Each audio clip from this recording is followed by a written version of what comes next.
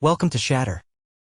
Support the channel by liking, commenting, and subscribing. I promise even more interesting stories. She said it like she was reading a weather report. You'll get intimacy when I feel like it. No eye contact. No hesitation. Just her thumb sliding across her phone like I wasn't standing 5 feet away, waiting for something. Anything that resembled the woman I married. I didn't speak. Didn't clear my throat. Didn't even blink. And then, without warning, I smiled. Not the kind of smile that hides pain. The kind you get when the fog lifts and you finally see the battlefield for what it is. She thought she was laying down rules. What I saw was a declaration of war, and I wasn't going to fight it, because I'd already won. I turned and walked out of the kitchen. Not in a storm. Not with a slammed door. Just gone, like a shadow stepping out of her light. That night, we lay in the same bed, backs turned, the gulf between us colder than the January air outside. I didn't replay her words. I replayed the years leading to them. The slow withdrawal, the way her laughter dried up, the casual cruelty hidden under jokes. It wasn't the first time she'd said it, just the first time she'd put it in words. And now I wasn't hurt. I was calculating. The next morning, I didn't make her coffee. Didn't ask about her day. I left before she woke up, sitting in my car with a black coffee, watching the steam curl in the cold air. It felt like my first real breath in years. From then on, I became deliberate absence. No checking in during the day. No love you texts. No reaching for her hand at night. At first, I think she liked it. Thought she'd finally train me into silence.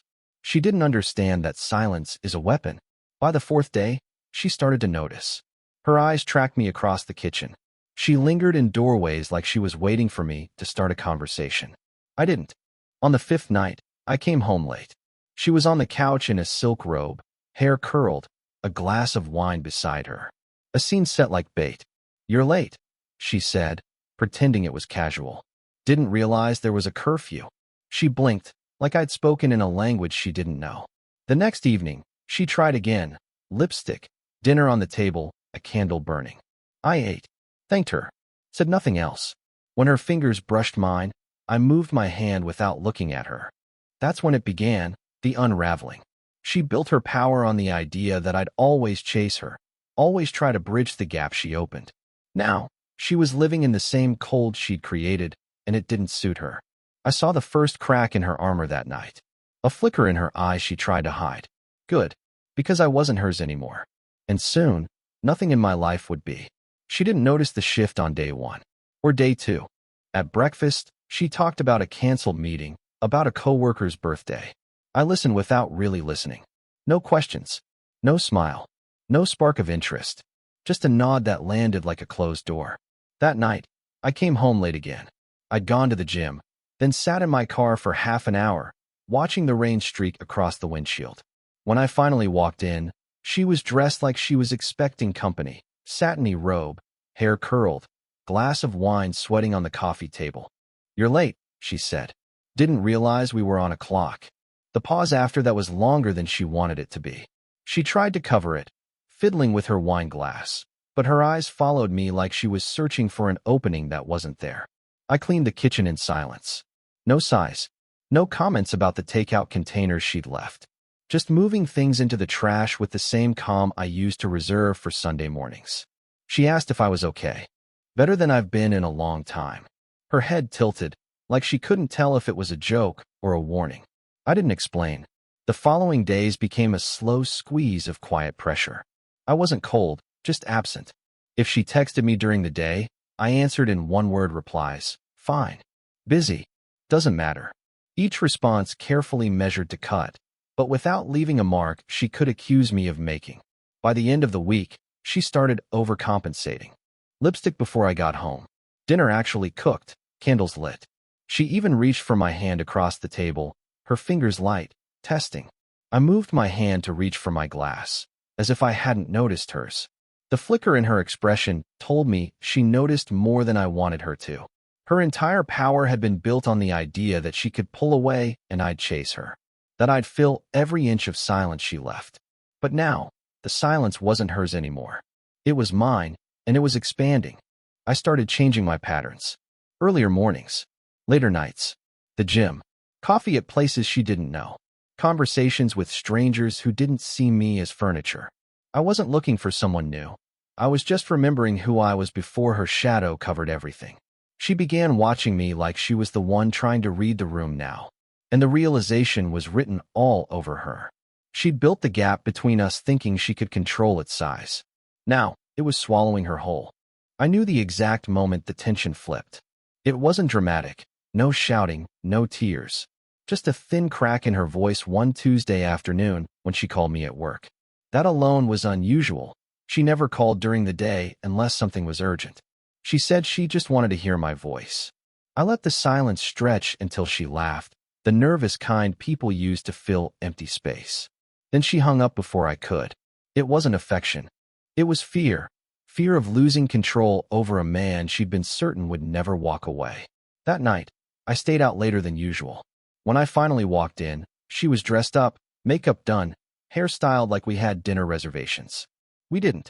She said there was a new restaurant she'd been wanting to try. Just the two of us. I took off my jacket, calm and unhurried, and told her I'd already eaten. The drop in her expression was subtle, but it was there. She covered it quickly, suggesting maybe tomorrow. I said, maybe, and went upstairs. 2 days later, I started moving money. A private account. Quiet. Clean. No shared passwords. She didn't notice. Not yet. I canceled a few subscriptions, the kind she assumed just existed in the background. That night, when Netflix failed to load, I heard her call out from the living room. I didn't answer. It was the first thread pulled from a fabric she thought was indestructible. My time outside the house stretched longer. Not because I had anywhere urgent to be, but because I enjoyed the weightlessness of not rushing home. I bought new clothes, went to the gym more often, slept better than I had in years. She started asking who I was with. I answered with the kind of casual vagueness that drove her crazy. Just people.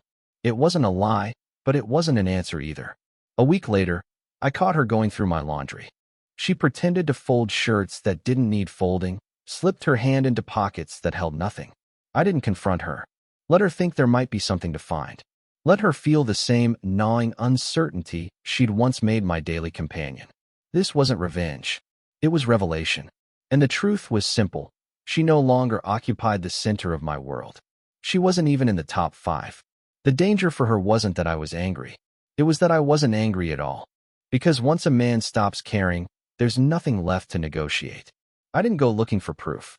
I told myself I didn't care enough to. But late one night, walking past the living room, I saw her phone face up on the couch.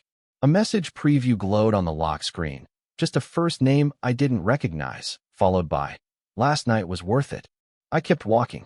No pause, no double take. I poured a glass of water, took a slow sip, and went upstairs. Not because it didn't matter, because I wanted her to believe I hadn't seen it. The next morning, she was oddly cheerful, asking how I slept, making pancakes like it was a holiday.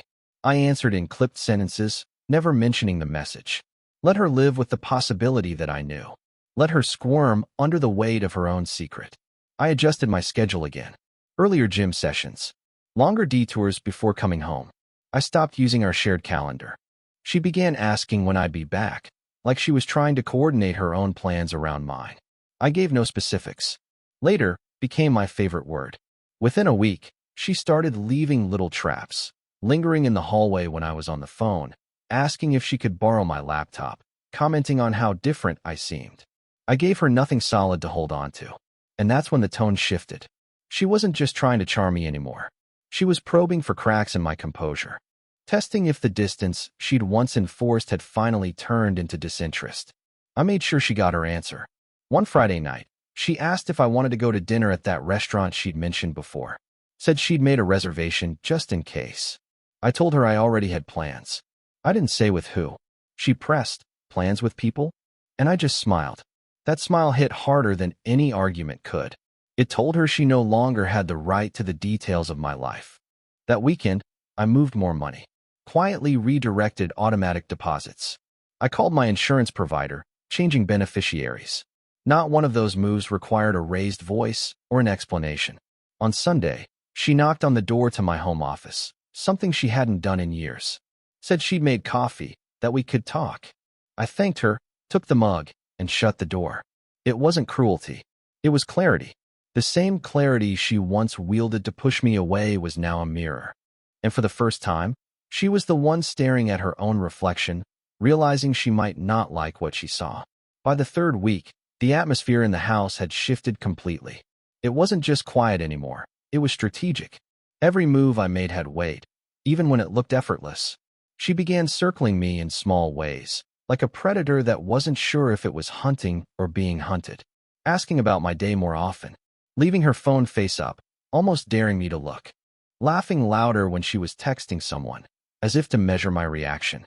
I didn't give her one. Instead, I started removing my presence from places she'd expect me, clearing my things out of the bathroom drawer we once shared, moving half my clothes into a spare closet. My side of the nightstand became empty. No book, no charger, nothing. It didn't go unnoticed. One evening, she lingered in the bedroom doorway while I packed a gym bag. She asked if I was going somewhere. I said, eventually, and zipped the bag shut without looking up. That same week, I started cutting her out of practical dependencies. She'd grown used to me handling every logistical thread, bills, maintenance, small repairs. Now, the sink stayed clogged until she called the plumber. The dog's food ran out, and I let her discover it herself. The car registration expired, and I said nothing. These weren't punishments. They were subtractions, removing the invisible scaffolding that had held her life upright without her ever noticing. On Friday, I came home to find her dressed up again, but this time, there was no pretense. She was angry. She asked if I was seeing someone. I answered with the truth. I'm seeing myself again. The look on her face was a mixture of confusion and something sharper, panic disguised as indignation. That night, she poured herself a large glass of wine and sat across from me at the kitchen table. She said we needed to talk. I told her I had nothing to add. She kept trying to steer the conversation back to us, to what we could fix, but I stayed on the surface, polite, detached, unshakable. Later, I heard her on the phone in the other room, voice lowered but tense. She said she didn't know what was going on with me, that I was different, and that it was starting to scare her. Good. Because fear, unlike comfort, makes people pay attention. She had built an entire identity around the certainty that I'd never walk away. And now, for the first time, she had to live with the possibility that I already had. The first outside ripple came from someone who didn't even know they were part of the game. It was a Thursday evening when my phone buzzed with a message from a mutual friend, Matt. He'd run into her downtown at a rooftop bar, said she looked different, and asked if everything was good between us. I told him we were fine, but the fact that he'd reached out told me what I needed to know. People were starting to notice her behavior, not mine. That same night, she came home later than usual, perfume heavy in the air, hair slightly windblown, a smile that lingered even when she saw me. She tried to keep it casual, asking if I'd eaten. I said yes, without asking where she'd been. I think that rattled her more than if I'd accused her outright. Indifference is harder to fight than anger. It leaves no handholds. The next morning, I moved forward with my quiet restructuring. I updated the beneficiary on my life insurance, closed a joint savings account, and opened one in my name. I wasn't hiding it. I just wasn't announcing it. Over the weekend, I took a short trip, packed a bag Friday morning, left after work, and didn't say where I was going. When I returned Sunday night, she was waiting in the living room, arms crossed. She asked where I'd been. I told her I'd been getting perspective. Then I went upstairs. That was the first time she followed me up the stairs in weeks. She stood in the doorway, watching me unpack. Her tone was softer now, almost cautious. She said we should spend more time together, maybe take a trip of our own. I told her I was busy. That night, she lingered in bed, facing me in the dark like she was trying to read my expression. But I'd long since learned how to sleep with a mask on. 2 days later, I got the call I'd been expecting, not from her, but from her sister. She wanted to know if everything was okay because she's been acting off. I told her I wasn't sure what she meant. Left it there. It was the beginning of a shift I'd been waiting for. The network around her was starting to see the cracks, and I didn't have to lift a finger to point them out. She had built her image on control, on being the one who set the terms. But now, without warning, the conversation about us was happening without her leading it. And that, more than anything I'd done, was going to shake her. The first public crack came at a friend's birthday dinner. We hadn't been out together in months, but she insisted we both go. I knew why: appearances. She needed to prove to the people who'd started whispering that everything was fine. We arrived late. She clung to my arm, laughed too loudly at small talk, kept glancing at me as if checking whether I was playing along. I was polite, civil, but detached. No unnecessary touches, no leaning in when she spoke. Halfway through the night, someone asked how long it had been since we'd taken a trip together. I said, "It's been a while. We've been busy with separate priorities." The table went quiet for a moment, just long enough for her to feel it. She quickly changed the subject, but I'd already seen the flicker of irritation behind her smile. The ride home was silent. She didn't mention the dinner, but I caught her watching me in the reflection of the car window. The next day, I got a text from her mother asking if we were okay. She'd heard some things. I didn't ask what things. I simply told her everything was fine and left it hanging. By now, her attempts to re-establish control were becoming frantic in their subtlety. She started offering to cook, asking if I needed anything from the store, trying to recreate patterns she'd abandoned long ago. I accepted her gestures without encouragement, thanked her without warmth. That weekend, I received an invitation to a networking event. Normally, I wouldn't have gone, but something told me it was the right time to show up. I went alone. Spent the evening talking to people she didn't know, shaking hands, exchanging cards. I left with nothing but a calm satisfaction that she would hear about it. Sure enough, on Sunday night, she asked how the event was. I said it was productive and left it at that. Her silence after told me she'd already pieced together her own story about who I'd spoken to and why. Her problem wasn't jealousy, it was uncertainty. Jealousy can be fought. Uncertainty grows in the dark until it swallows everything. I could see it now every time she looked at me. She wasn't wondering if I'd leave. She was starting to suspect I already had. And the beauty of it was, she still didn't know whether I wanted her to figure it out. By the fourth week, she'd run out of casual plays. The tone shifted from subtle gestures to direct approaches, each one carrying a trace of urgency she couldn't quite hide. It happened on a Wednesday night. I came home later than usual, the smell of rain still on my jacket. She was waiting in the kitchen, leaning against the counter like she'd been rehearsing this moment. No wine glass, no phone in her hand, just eyes locked on me. She said we needed to talk. Not in the offhand way she'd used before, but like she'd decided this was her chance to pull the emergency brake. She started with questions: where I'd been, who I'd been with, why I'd been distant. I let her speak, my expression calm, giving her nothing to push against. When she paused, waiting for answers, I told her I'd been focusing on myself, that I'd realized how much of my time and energy had gone into maintaining a version of us that no longer existed. She tried to interrupt, but I didn't stop.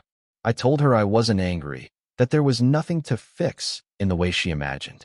And then I said the line that froze her in place: "I'm just not invested in being your safety net anymore." Her face shifted, the practiced confidence slipping. She asked what that was supposed to mean. I didn't explain. I took off my jacket, hung it up, and walked past her. That night, she didn't come to bed right away. I could hear her pacing the living room, opening and closing drawers, moving through the kitchen like she was trying to work off the tension. When she finally came upstairs, she lay stiff beside me, silent, but awake. The next 2 days, she doubled down. Sent me texts in the middle of the day, left little notes in my car, cooked breakfast, and set it on the table before I was even downstairs. I acknowledged each gesture without returning it. By Friday, the energy in the house felt heavier. She was present, but not relaxed, like she was waiting for me to break the silence and reassure her that nothing had changed. But everything had. The power she'd once held had been dismantled quietly, brick by brick, until there was nothing left for her to stand on. And now, she was realizing that the only way to reach me was to admit she'd lost me. Her big move came on a Saturday night. No warning, no lead-up.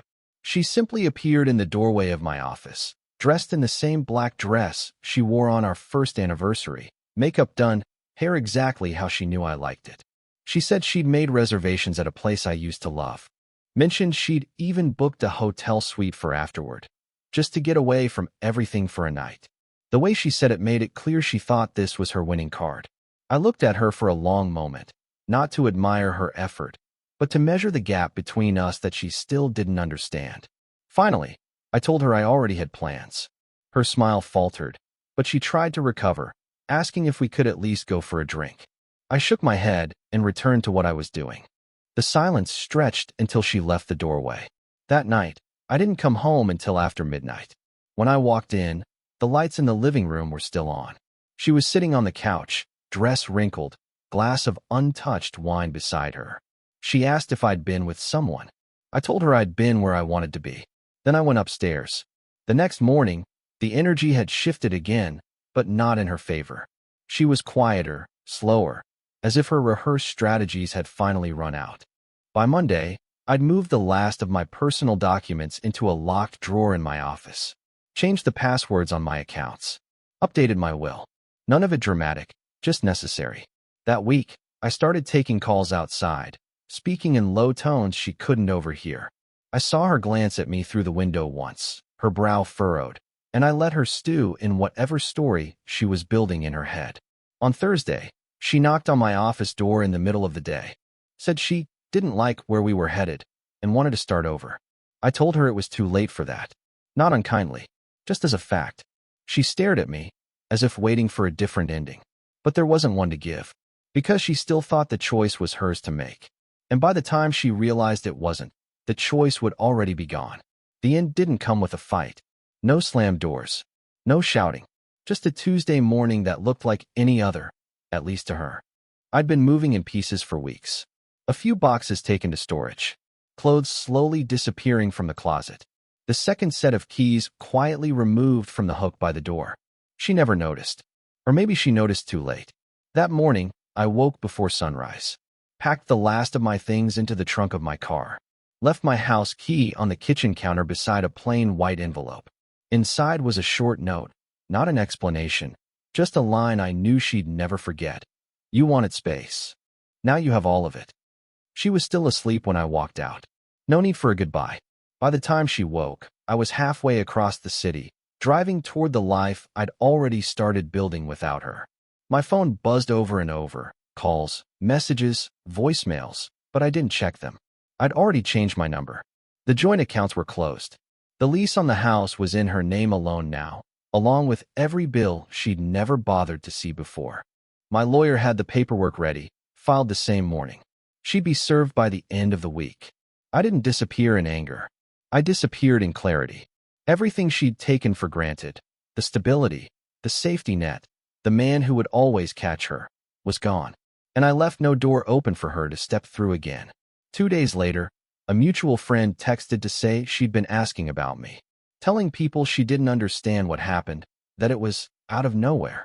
I didn't bother correcting her. Let her keep the story she could live with. Because the truth wasn't for her anymore. The truth was that I'd stopped being hers long before I walked out that door.